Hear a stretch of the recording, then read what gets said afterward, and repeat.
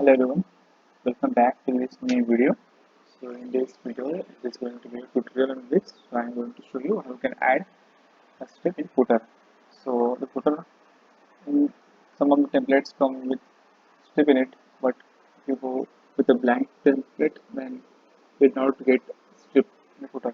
It is not that essential, but sometimes you can add it if you want to make customizations in colors. So just click on strip if you want to add and click on move to footer like this. Sometimes it takes time to properly add it. Just make size smaller and then simply drag it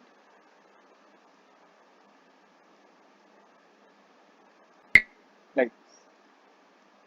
Now it's been added here.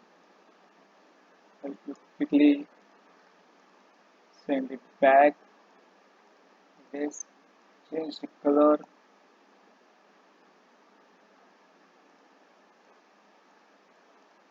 This height